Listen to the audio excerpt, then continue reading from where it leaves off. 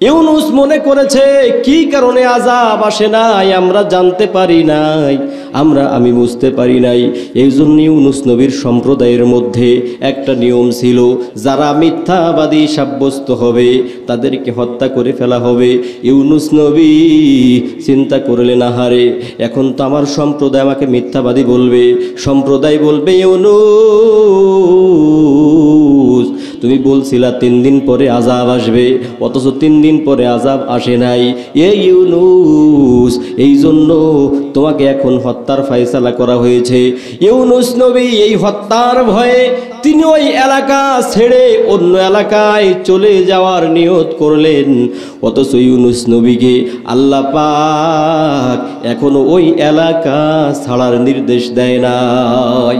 আমাদের নবী মুহাম্মদুর রাসূলুল্লাহ যখন মক্কা ত্যাগ করে মদিনায় চলে যাবেন, ততক্ষণ পর্যন্ত নবী মক্কা ত্যাগ করেন নাই যতক্ষণ পর্যন্ত আল্লাহ নবীকে অনুমতি দেয় নাই। ইউনুস নবীর অনুমতির দরকার ছিল, অপেক্ষা করার প্রয়োজন ছিল, কিন্তু ইউনুস নবী অপেক্ষা করে নাই। নিজেই চিন্তা করে, নিজেই ভয়ে আমার সম্প্রদায় আমাকে হত্যা করে ফেলতে পারে গো, এই জন্য ইউনুস নবী নিজেই সিদ্ধান্ত নিলেন আমি এলাকার থেকে চলে যাব। তখন তিনি নদী পথে পার হওয়ার জন্য যখন নৌকার কাছাকাছি গেলেন, নৌকা ভর্তি মানুষ ছিল।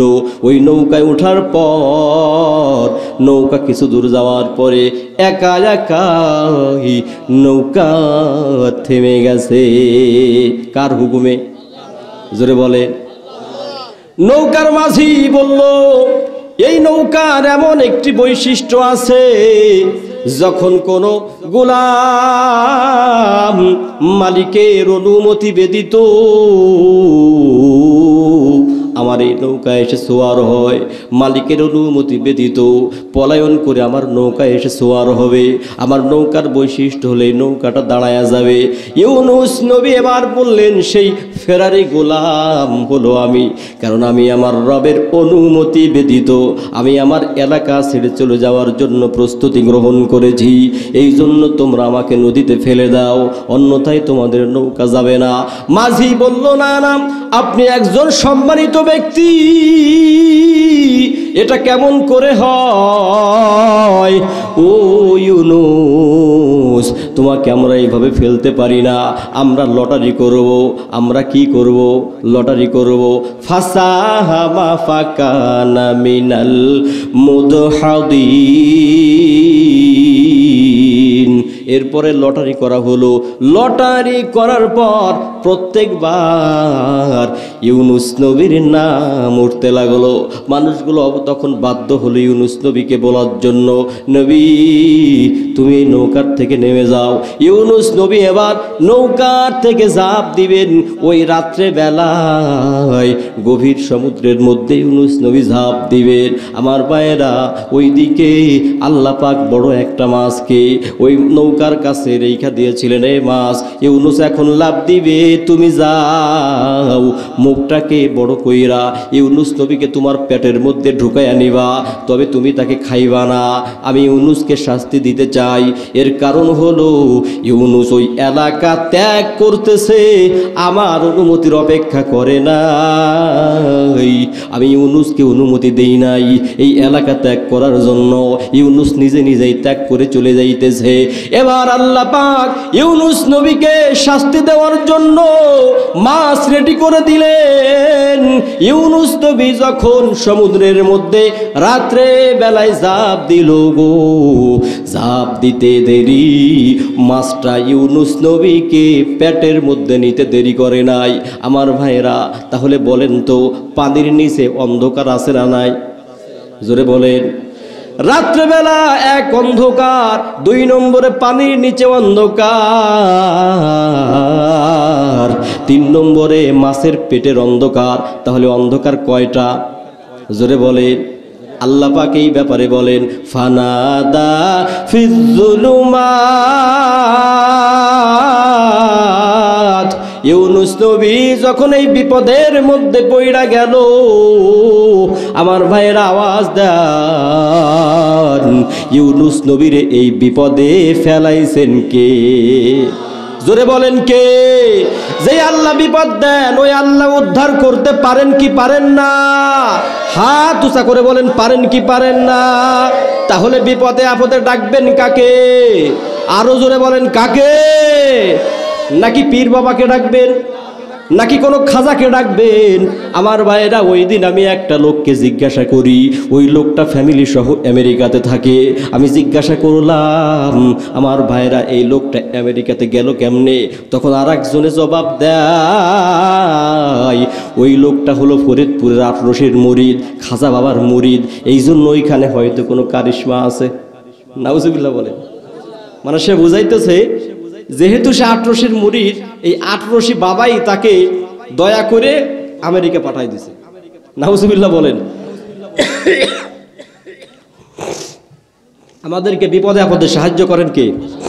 জোরে বলেন কে? নদীর মধ্যে লঞ্চ দিয়ে যাইতেছি, যাওয়ার সময় এই প্রচন্ড ঢেউ শুরু হয়েছে। প্রচন্ড ঢেউয়ের মধ্যে খুব ভয়াবহ একটা অবস্থা। আমরা তো সবাই লা ইলাহা ইল্লা আনতা সুবহানাকা ইন্নী কুনতু মিনাজ জালিমিন দোয়া পড়তেছি সমানে। ড্রাইভারের দিকেও তাকায় দেখি সেও এই দোয়া পড়তেছে।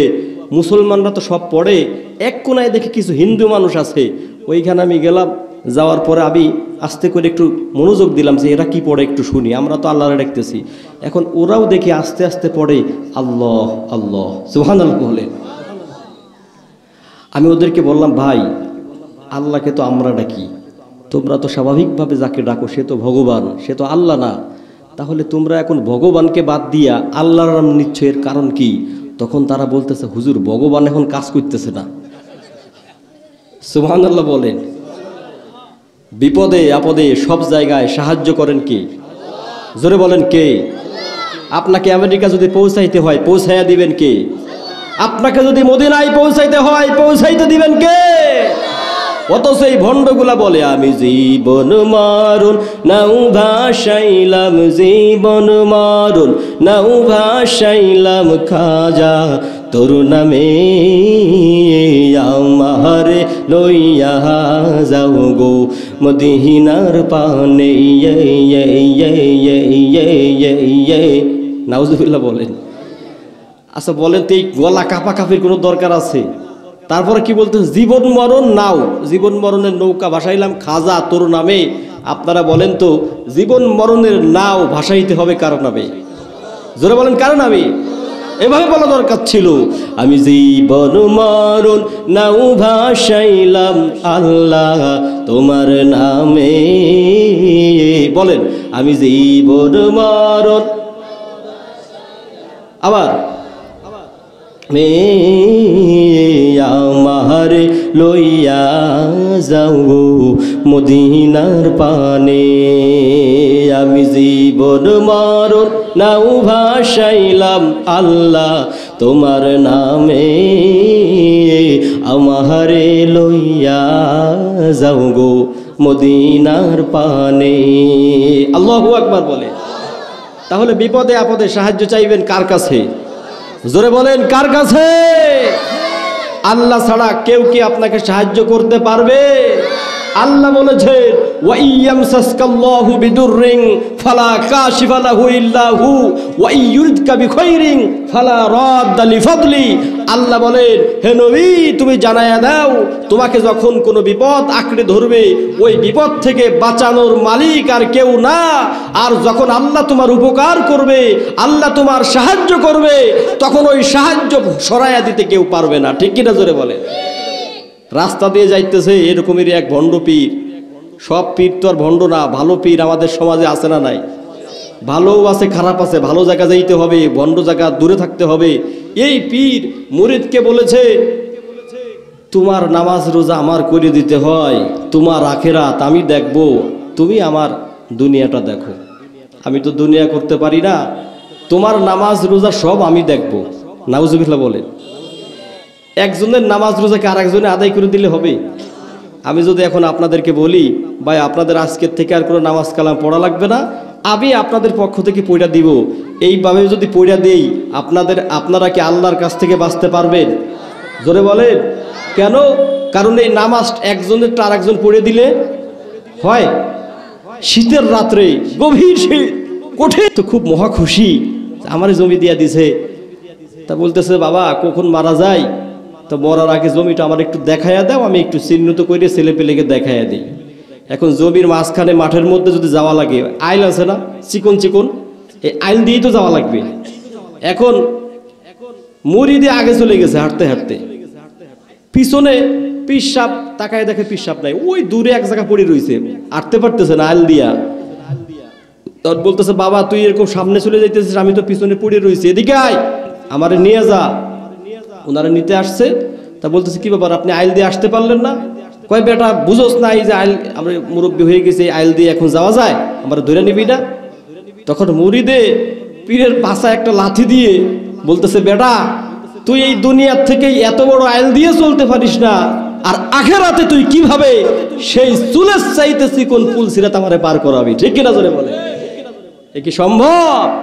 একজনের ইবাদত কি আরেকজন করতে পারবে? তাইলে কেউ আপনাকে দুনিয়ায় সাহায্য করবে না, বরং সাহায্য যিনি আপনাকে বিপদে আপদে করবেন তিনি, জোরে বলেন কে? জোরে বলেন কে? হযরত ইউনূস আলাইহিস সালাম মাছের পেটের মধ্যে 3 অন্ধকার। আমার ভাইয়েরা আল্লাহ পাক বলেছেন ফানাদা ফিজ জুলুমাতি, গভীর অন্ধকার, অর্থাৎ রাত্রে বেলায়, 2 নম্বরে পানির নিচে, 3 নম্বরে মাছের পেটে। এই 3 অন্ধকারে পড়িয়া ইউনূস নবী এবার আল্লাহরে ডাকে। কারে ডাকে? জোরে বলেন, কথা বলেন না কেন, কাকে ডাকে? অথচ আমাদের মধ্যে কিছু মানুষ আছে, ওই যে রড ঠিক করার সময়, রড লোহা ঠিক করার সময় আমি তাদেরকে লক্ষ্য করে দেখি, তারা বলে ইয়া আলী, কি কয়? ইয়া আলী। তারপরে গাছ উঠানোর সময় অনেকে বলে ইয়া আলী, আলীর ডাকে। আমার ভাইয়েরা একটু আওয়াজ দিয়ে বলেন তো, আলী আপনাদের সাহায্য করতে পারে নাকি আল্লাহ? জোরে বলেন কে? হযরত আলীর কথা কেন বলা হয়? খাইবারের যুদ্ধে হযরত আলী ওনার ঢালটা হাতের থেকে ভেঙে গেছে। হযরত আলী হাতের মধ্যে ঢাল নাই, একজন তরবারি দিয়ে ওনাকে আঘাত করে। হযরত আলী ঢালটার তরবারিটা ঠেকাইবে কেমনে? ঢাল নাই হাতের মধ্যে। হযরত আলীর মাথার মধ্যে হুঁশ নাই। হযরত আলী ওই খাইবারের দুর্গের যেই বিশাল ফটক, ওই ফটকটা 100 মানুষ উঁচা করতে পারে না, এত ওজন হযরত আলীর মাথায় তো কাজ করতেছে না। ঢালের প্রয়োজন, ঢাল নাই, যুদ্ধ চলতেছে, টকবকে একটা অবস্থা শুরু হয়ে গেছে। হযরত আলী এবার বাম হাতটা দিয়া ওই ঢাল ধরে ওই দুর্গের বিশাল ফটক, লোহার গেট, এই গেটটা ধইরা যখন টান দিছে গো, তখন ওই টান দেওয়ার সাথে সাথে হযরত আলীর বাম হাতে এই বিশাল গেটটা উঁচু হয়ে গিয়েছে। কাফেররা যখন দূরের থেকে দেখলো, আইরে আমরা কার বিরুদ্ধে যুদ্ধ করতে আসছি, একাই এত বড় গেট উঁচা কইরা রাখছে, কাফেররা পলায়ন কইরা চইলা গেছে। হযরত আলী এবার গেটটাকে এরকমের ছুঁড়ে মারলেন, দূরে গিয়া গেটটা পড়লো। পরের দিন সাহাবায়ে কেরাম আল্লাহর নবীর কাছে বলতেছে, এ নবী, কালকে আলী এই গেটটা এত জোরে উঁচা কইরা ধরেছে, নবী গো এত শক্তির রহস্য আমরা বুঝলাম না, হযরত আলীর গায়ে এত শক্তি কোত্থেকে আসলো? আল্লাহ পাকের নবী হযরত আলীর এবার ডাক দিলেন। ডাক দেওয়ার পরে হযরত আলীরে বলছে, আলী কালকে তুমি এই গেটটা 1 হাত দিয়ে উঁচা কইরা ধইরা ছিলা, আজকে একটু উঁচা কইরা দেখাও, আজকে একটু কি করো? হযরত আলী এবার চিন্তা করলেন, গতকাল বাম হাত দিয়া আমি এই গেটটা উঁচা কইরাছি, এই জন্য হযরত আলী যখন বাম হাত দিয়া গেটটা টান দিয়েছে, দেখে যে নড়ে না, কালকে উঠে গেছে, আজকে নড়ে না। এবার তিনি চিন্তা করেন তাহলে ডাইন হাত দিয়ে দেখি, ডাইন হাত দিয়ে যখন ধরছে নারে নড়ে না, তাহলে চিন্তা করছে দুই হাত দিয়ে একটু উঁচা করে দেখি, এবার দুই হাত দিয়ে দেখে তাও নড়ে না, চিন্তা করছে শক্তি একটু কম দেয়া হয়ে যাইতেছে, পূর্ণ শক্তি দিয়া চেষ্টা করি। পূর্ণ শক্তি দিয়া হযরত আলী যখন টান দেয়, আলী নিচের দিকে চলে যায়, কিন্তু গেট নড়ে, গেট নড়ে। তারপরে নবী বললেন, সাহাবী তোমরাও চেষ্টা করো। একে একে 70-এর অধিক সাহাবী যখন ওইটার মধ্যে হাত দিয়েছে, তারপরে কোনো মতো গেটটা একটু উঁচা করতে পেরেছে। সাহাবায়ে কেরাম নবীকে বললেন, নবী গো,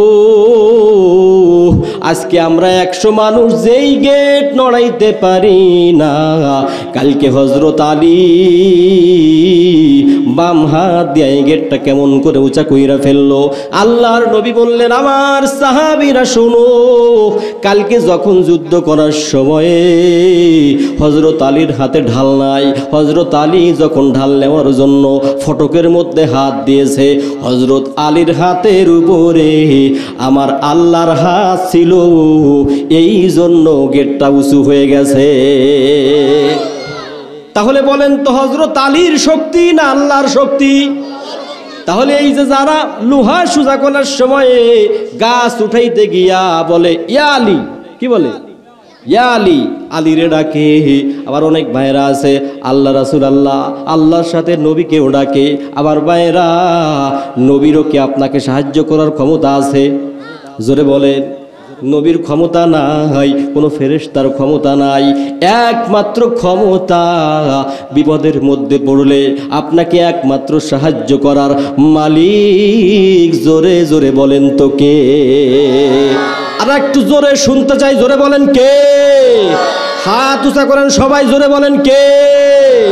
একটু সকলেই বলেন আল্লাহু আকবার। আমার ভাইরা, হযরত ইউনূস নবী মাছের পেটের মধ্যে 3 অন্ধকার, রাত্রে বেলার অন্ধকার, 2 নম্বরে পানির নিচের অন্ধকার,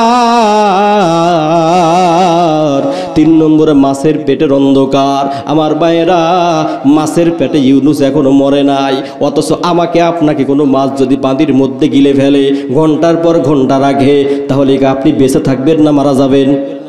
কথা বলেন। ইউনূস নবী পানির মধ্যে লাফ দিল, মাছের পেটে চইলা গেল, এখনো পর্যন্ত ইউনূস নবী মরে না। হযরত আব্দুল্লাহ ইবনে মাসউদ বলেছেন, ইউনূস নবী পানির তলে 40 দিন ছিলেন। আমার ভাইয়ের আওয়াজ দেন তো, ইউনূস নবী যে মরল না, ইউনূস নবী যে মাছের পেটে গিয়েও বাইচা রইছে, ইউনূস নবীরে বাঁচায়া রাখছেন কে? একটু আওয়াজ দিয়ে বলেন কে? তাহলে আমার আল্লাহ চাইলে পারে কি পারে না? আমার আল্লাহ চাইলে আপনার নিঃশ্বাস ছাড়া বাঁচাইতে পারে, আমার আল্লাহ চাইলে আপনাকে খানা ছাড়া বাঁচাইতে পারে, আমার আল্লাহ চাইলে আপনাকে মাথাবিহীন বাঁচাইতে পারে, আমার আল্লাহ চাইলে আপনারে শরীরবিহীন বাঁচাইতে পারে। ইউনূস নবীর আল্লাহ বাঁচায় রাখলেন, ইউনূস নবীরে আল্লাহ পাক একটু সুযোগ দিলেন। আল্লাহ পাক ইউনূস নবীরে বাঁচায় রাখার পরে ইউনূস নবী বুঝতে পারলো, ফালতাকামাহুল হুতু ওয়া হুয়া মুলিম, মাছ ইউনূস নবীরে খেয়ে ফেলার পর ইউনূস নবী নিজেকে তিরস্কার করতে লাগলো, আহারে আমি জনপদ ত্যাগ না করলে আল্লাহ আমার এই শাস্তিটা দিত না। এই জন্য নিজের ভুল বুঝতে পেরে ইউনূস নবী যেই দোয়াটা পড়েছিলেন, আর যেই দোয়ার কারণে আল্লাহ পাক ইউনূস নবীরে বাঁচায়া দিয়েছিলেন, ওই দোয়াটাকে আমি আপনাদেরকে বলবো। কথা বলেন না কেন? যেই দোয়ার কারণে হাদিসের মধ্যে আসছে, উলামায়ে কেরাম বলেছেন, আল্লাহর নবী বলেছেন, এই দোয়াটা কোনো উম্মাত যদি পড়ে, এই দোয়াটা কোনো উম্মাত যদি পড়ে, যেই বিপদ থেকে বাঁচার জন্য এই দোয়াটা আমার কোনো উম্মাত পড়বে, আল্লাহ পাক তাকে ওই বিপদ থেকে রক্ষা করবে। ইউনূস নবী পেটের মধ্যে যখন আছেন, তখন ইউনূস নবী দোয়া করেছিলেন, লা ইলাহা ইল্লা আনতা সুবহানাকা ইন্নী কুনতু মিনাজ জালিমিন। এই দোয়াটা আমরা পারি কি পারি না? সবাই পারেন? বলেন তো, লা ইলাহা ইল্লা আনতা সুবহানাকা ইন্নী কুনতু মিনাজ জালিমিন। এই দোয়ার অর্থটা কি? লা ইলাহা ইল্লা আনতা, হে আল্লাহ তুমি ছাড়া কোনো মাবুদ নাই। সুবহানাক, ও আল্লাহ তুমি পবিত্র, তোমার কোনো দোষ নাই। ও আল্লাহ তুমি সমস্ত দোষ থেকে মুক্ত। ইন্নী কুনতু মিনাজ জালিমিন, ও আল্লাহ আমি হলাম দোষী, সব দোষ আমার। ও আল্লাহ আমার দোষের কারণে তুমি আমারে আযাব দিছো, আমার দোষের কারণে তুমি আমার এই বিপদে ফেলাইছো। ও আল্লাহ আমার পেঁয়াজ তুমি নষ্ট করছো, তোমার দোষ না, আমার দোষ। ও আল্লাহ তুমি আমার ধানটাকে নষ্ট কইরা দিছো, তোমার দোষ না, আমার দোষ। ও আল্লাহ তুমি হলে পবিত্র, লা ইলাহা ইল্লা আনতা। সকলে এই দোয়াটা পড়তে পারবো কি পারবো না? বিপদের মধ্যে পড়লে এই দোয়াটা আপনারা পড়বেন। আল্লাহ পাক তখন কি করলেন? ইউনুস নবী যখন এই দোয়াটা পাঠ করলেন, 40 দিন পর আল্লাহ পাক মাছরে আদেশ দিলেন, মাছ ইউনুস নবীরে তীরে ফেলে দাও। মাছ ইউনুস নবীরে কিন্তু খায় নাই, শুধুমাত্র পেটের মধ্যে রাখছিলেন। 40 দিন পর মাছ ইউনুস নবীকে তীরের মধ্যে উগরে ফেলে দিলেন। মাছের পেটে থাকার কারণে ইউনুস নবীর শরীরে একটা পশমও বাকি ছিল না। আল্লাহ পাক রব্বুল আলামিন বলেন, ওয়া হুয়া সাকিম, মাঠে মাছের পেটে থাকার কারণে ইউনুস নবী অসুস্থ হয়ে পড়েছিলেন। আমার ভাইয়েরা 40 দিন পর যখন তীরে ফেলে দিলেন, ওই তীরের মধ্যে কোনো গাছের ছায়া ছিল না। ফানাবাজনাহু বিল আরাই ওয়া হুয়া সাকিম, একদম ছায়াবিহীন একটি রৌদ্রের মধ্যে ফেলে দিলেন। ইউনুস নবীর ছায়ার প্রয়োজন। আল্লাহ পাক বলে, আমার বান্দা ইউনুস তওবা করে আমি আল্লাহর কাছে মাফ চাইছে, এখন আমি ইউনুসের জন্য সমস্ত সাহায্যের পথ খুলে দিব। আল্লাহ পাক ইউনুস নবীর পাশে একটা লাউ গাছ গজায়া দিয়া ইউনুস নবীর ছায়ার ব্যবস্থা করে দিলে। ইউনুস নবীর গায়ে শক্তি নাই, এই জন্য আল্লাহ পাক একটা পাহাড়ি ছাগলকে বললেন, এ ছাগল তুমি ইউনুস নবীরে দুধ পান করায় আসবে বেলা 2 বার, সকালে সন্ধ্যায়। ওই ছাগলটা আইসা ইউনুস নবীরে 2 বার দুধ পান করাইতো। এইভাবে ইউনুস নবী সুস্থ হয়ে গেলেন। আল্লাহ পাক ইউনুস নবীর ব্যাপারে বলেন, ওই ইউনুস নবী যদি তাসবিহ পাঠ না করতো তাহলে কিয়ামত পর্যন্ত ইউনুস নবীর মাছের পেটে থাকা লাগতো। কিন্তু সে যেহেতু আমি আল্লাহর কাছে তওবা করেছে, মাপ চেয়েছে, এই জন্য আমি আল্লাহ তাকে ক্ষমা করে দিয়ে তাকে আমি মুক্তি করে দিয়েছি। এই জন্য আমার ভাইয়েরা, আমাদের যখন বিপদ আসবে, আমাদের যখন সমস্যা আসবে, তখন আমরা আল্লাহর কাছে এই দোয়া করতে রাজি আছি না নাই? এই দোয়া আমি আর আপনি যদি পড়তে পারি, আমাদের থেকে বিপদ সরাইয়া দিবেন কে? দোয়াটা সহজ দোয়া, লা ইলাহা ইল্লা আনতা সুবহানাকা ইন্নী কুনতু মিনাজ জালিমিন। সাথে সাথে আপনারা আর একটা প্রশ্নের উত্তর দেন, ইউনুস নবী এই যে তার উপরে এত বড় বিপদ, এই বিপদটা আসছে কেন? কারণ ইউনুস নবী আল্লাহর আদেশের তোয়াক্কা করে নাই, আল্লাহর আদেশের জন্য অপেক্ষা করে নাই, অর্থাৎ আল্লাহকে কষ্ট দিয়েছে। তার মানে বুঝতে পারলাম, গুনাহ করলে বিপদ আসে। গুনাহ করলে কি আসে? জোরে বলেন, গুনাহ করলে কি আসে? আর তওবা করলে কি হয়ে যায়?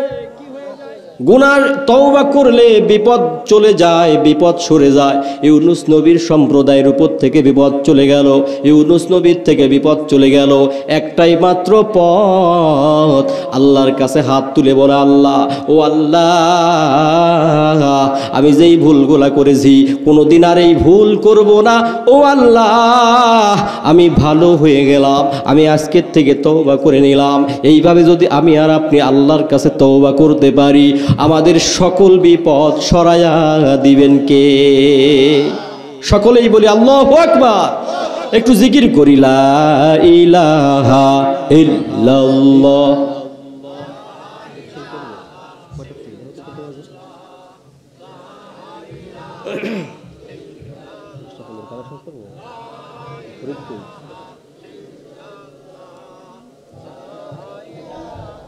লা ইলাহা ইল্লাল্লাহ লা ইলাহা ইল্লাল্লাহ লা ইলাহা ইল্লাল্লাহ লা ইলাহা ইল্লাল্লাহ লা ইলাহা ইল্লাল্লাহু মুহাম্মাদুর রাসূলুল্লাহ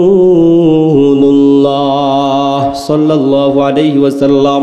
আমার ভাইয়েরা, আমার বন্ধুরা, আমি অল্প সময় আপনাদের থেকে বিদায় নিব। তার আগে আমি আপনাদেরকে কিছু কথা বলছি। আমার ভাইয়েরা, এই যে এত সময় পর্যন্ত আমরা আপনাদের সামনে আমি এই যে আপনার বিপদ আপদের কথা বললাম, এই বিপদ আপদ দূর করার একটি পথ হলো আল্লাহর কাছে তওবা করে ফিরে আসা, আল্লাহর কাছে মাফ চাওয়া। আর একটা পথ আল্লাহর নবী বলে দিয়েছেন, আস-সাদাকাতু তারুদ্দুল বালা। আল্লাহর নবী বলে দিয়েছেন আর একটা পথ হলো দান সদকা, বিপদ আপদ দূর করে দেয়। আমার ভাইরা, মুসা আলাইহিস সালামের সময়ে জালিম ব্যক্তির ব্যাপারে তার সম্প্রদায় অভিযোগ করলে এই ব্যক্তির বিরুদ্ধে আল্লাহর কাছে দোয়া করে যেন মারা যায়। মুসা নবী দোয়া করার পর ওই ব্যক্তির মৃত্যু হওয়ার কথা ছিল, কিন্তু মরে না, প্রতিমধ্যে তাকে মৃত্যু হয় নাই। তখন মুসা নবী জিজ্ঞাসা করলেন, তুমি আজকে পথে কি কি কাজ করেছো? ওই ব্যক্তি বলে, আজকে একজন ভিক্ষুক আসছিল, তাকে আমি 3টি রুটি দান করেছিলাম। আল্লাহর নবী মুসা সম্প্রদায়কে জানায়, এই ব্যক্তি জালেম ব্যক্তি রুটি দান করার কারণে আল্লাহ পাক তাকে সাপের কামড় থেকে হেফাজত করেছেন। আমার ভাইরা, হযরত আলী রাদিয়াল্লাহু আনহুকে একটি চাদর দিয়ে ফাতেমা বাজারের মধ্যে পাঠালেন, খাবারের ব্যবস্থা নাই। হযরত আলী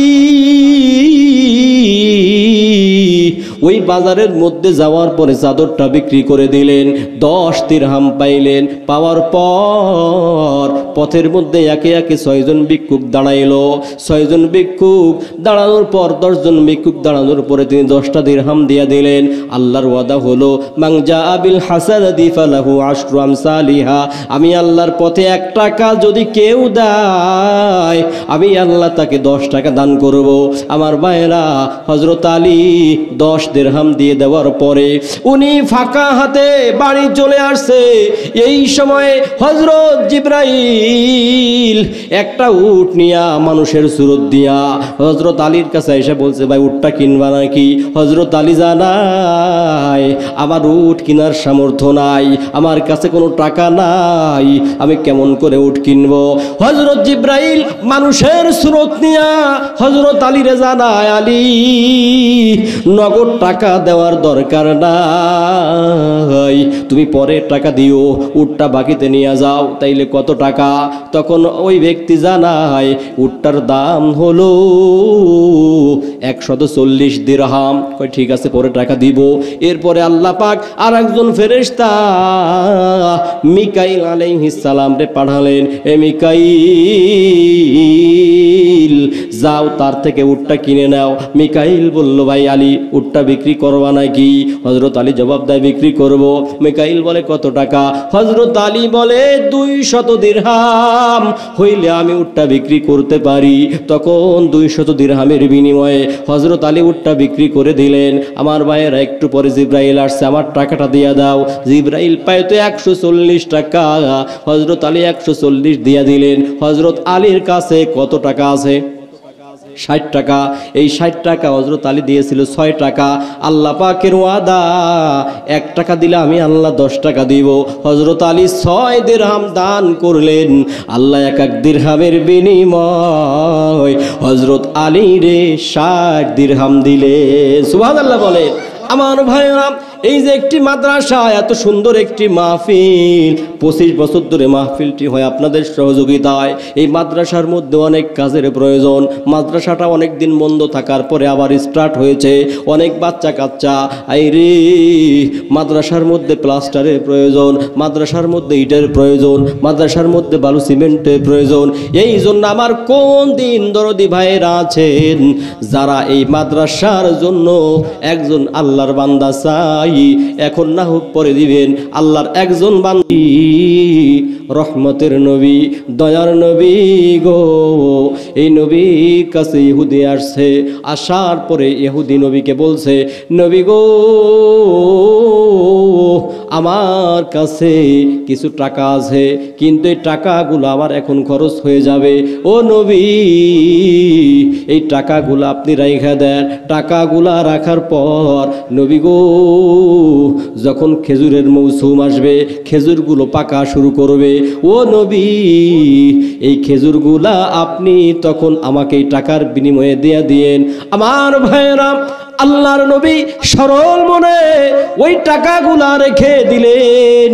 2 মাস পর খেজুর দেওয়ার কথা। ইহুদি 2 মাস এখনো অপেক্ষা করে নাই, 1.5 মাস পরে নবীর কাছে চলে আসছে। আসার পরে নবীর সাথে কোনো কথা নাই, নবীর সাথে কোনো কথাবার্তা নাই। আয়েশাই নবীর কলার চেপে ধরেছে, নবীর দিকে চোখ রাঙায় তাকায়, আর নবীরে বলে, এই আব্দুল্লাহ বেটা মুহাম্মদ, তোমরা হলে গরিব শিকারী গোষ্ঠী, টাকা দেওয়ার সময় নিতে পারো, কিন্তু তোমরা খেজুর দিতে পারো না। আমার ভাইয়েরা একটু আওয়াজ দিয়ে বলেন তো, খেজুর দেওয়ার এখনো 15 দিন বাকি আছে, এখনো পর্যন্ত সময়টা আসে নাই। 15 দিন আগে ইহুদি চলে আসছে। তাহলে দোষটা কি ইহুদির নাকি নবীর? জোরে বলেন কার? ইহুদির দোষ। নবীর কলার চেপে ধরলো, নবীর দিকে চোখ রাঙায়া তাকাইল, নবীর বংশ নিয়ে কথা বলল। আবার নবীর ক্ষমতা ছিল গো, নবীর পাশে হযরত আবু বকর দাঁড়ানো, নবীর পাশে হযরত উমর দাঁড়ানো। হযরত উমর এমন সাহাবী, হযরত উমর যেদিন হিজরত করে মদিনায় চলে যাবে, সমস্ত সাহাবীরা হিজরত করার সময় গোপনে গোপনে চলে গিয়েছে। কিন্তু হযরত উমর যেদিন হিজরত করবেন, হযরত উমর মক্কার চত্বরে দাঁড়াইয়া উচ্চ কণ্ঠে আওয়াজ দিলেন, হে মক্কার কাফের দল, যাদের স্ত্রীকে বিধবা করতে মনে চায়, যাদের সন্তানকে এতিম করতে মনে চায়, যাদের মায়ের কোল খালি করতে মনে চায়, আজকে আমি উমর মক্কার থেকে মদিনায় হিজরত করব। তোমাদের যদি কারো ক্ষমতা থাকে, আমি উমরের সামনে এসে দাঁড়ায়ও, তখন খেলা দেখা যাবে। দেখা গেল হযরত উমর মক্কার থেকে মদিনায় হিজরত করেছে। একটা কাফেরের বাচ্চারও নবীর সামনে দাঁড়ানোর সাহস হয় না। আমার ভাইয়েরা, এই হযরত উমর নবীর পাশে দাঁড়ায়া রইছে গো। হযরত উমরের মতো পাওয়ারফুল সাহাবী, তার সামনে ইহুদির সাহস হয় কি করে নবীর কলার টেনে ধরা? হযরত উমর ইহুদির ডাক দিয়া বলে, ইহুদির বাচ্চা ইহুদি, তুই কি আমি উমরে দেখতে পাস না? নবীরকে এইভাবে কলার টেনে ধরলি, নবীর চোখ রাঙালি, অথচ তোর এখন নির্ধারিত সময় আসে নাই। তোর সময় আরো 15 দিন পরে, তুই কেমন করে নবীর কলারটা টেনে ধরতে পারলি? এ সাহেব ইহুদি, আমি যদি আল্লাহ আর আল্লাহর নবীর ভয় না করতাম, আমি যদি আল্লাহ আর আল্লাহর রসুলের ভয় না করতাম, তাহলে এতক্ষণ নবী না থাকলে তোর কল্লা আমি উড়াইয়া ফেলতাম। সুবহানাল্লাহ। আল্লাহর নবী বললেন, উমর এত রাগান্বিত হইও না, উমর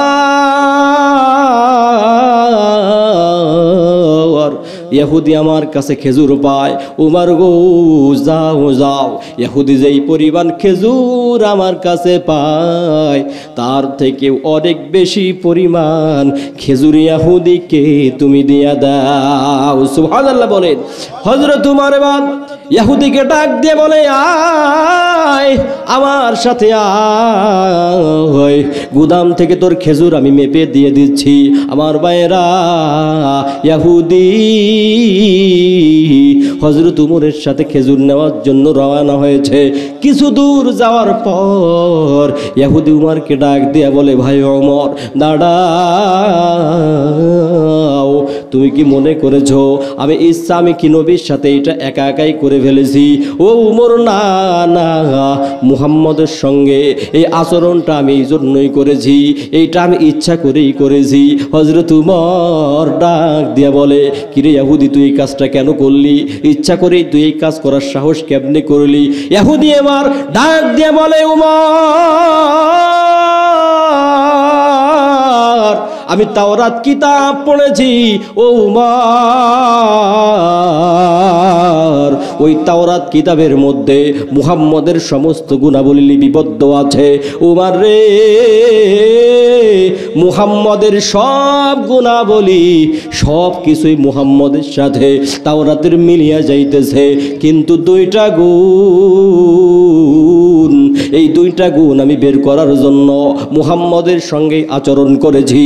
এই দুইটা গুণ মুহাম্মদের মধ্যে আছে কিনা এইটা আমি দেখার জন্য ইচ্ছা করে আচরণটা করেছি। হযরত উমর ডাক দিয়ে বলে, কি সেই দুই গুণ, যেই দুই গুণের জন্য তুমি মুহাম্মদের সাথে আমাদের কলিজার টুকরা নবীর সাথে তুমি এই আচরণটা করতে পারলা? কি সেই দুইটা গুণ? তখন ইহুদি ডাক দিয়া বলে, তাওরাতের মধ্যে লেখা আছে শেষ নবী যিনি হবেন সেই নবীর নাম হবে মুহাম্মদ, আর তার দুইটা বিশেষ গুণ থাকবে। এক নম্বর হলো তার রাগ হবে কম, তার ধৈর্য হবে বেশি। তার রাগ হবে কি? জোরে বলেন। ধৈর্য হবে বেশি। এই উমর, আমি মুহাম্মদের কল্লা, মুহাম্মদের কলার ইচ্ছা করেই টেনে ধরেছি। মুহাম্মদকে আমি ইচ্ছা করে অপবাদ দিয়েছি। মুহাম্মদের গোষ্ঠী নিয়ে আমি ইচ্ছা করেই কথা বলেছি, অথচ মুহাম্মদের কোনো দোষ নাই, দোষ হলো আমার। তারপর আমি দেখতে চেয়েছিলাম মুহাম্মদকে আমার উপরে রাগান্বিত হয়ে যায় কিনা, মুহাম্মদ কি ক্ষমতার প্রভাবে আমার সাথে অন্যায় আচরণ করে বসে কিনা। এ উমর, আমি আজকে দেখতে পেলাম মুহাম্মদের এত ক্ষমতা থাকার পরও তোমার মতো পাওয়ারফুল সাহাবী থাকার পরেও মুহাম্মদ আমার সঙ্গে বাজে ব্যবহার করে নাই, মুহাম্মদ আমার দিকে চোখ রাঙায়া তাকায় নাই, মুহাম্মদ আমারে কটু কথা বলে নাই, বরং মুহাম্মদ ভালো ব্যবহার দেখাইছে। আর আমি যেই পরিমাণ খেজুর পাই তার চাইতেও বেশি পরিমাণ খেজুর মুহাম্মদ আমারে দেয়া দিছে, যার দ্বারাই প্রমাণ হলো মুহাম্মদের ধৈর্য বেশি, রাগ হলো কম। অতএব তাওরাতের লিখিত বক্তব্য অনুযায়ী এই নবী হলো শেষ নবী। ও নবী, আর দেরি নয়, মুহাম্মদের কাছে আমারে নিয়ে যা, আমি এক্ষুনি কালিমা পইড়া মুসলমান হয়ে যাব। আরো জোরে বলেন সুবহানাল্লাহ। আমার ভাইয়েরা, আমার বন্ধুরা, এই জন্য রাগ হবে কম, ধৈর্য হবে বেশি। এই জন্য আমাদের ধৈর্যের দরকার আছে না নাই? আল্লাহ পাক রব্বুল আলামিন বলেন, ওয়াবাশশিরিস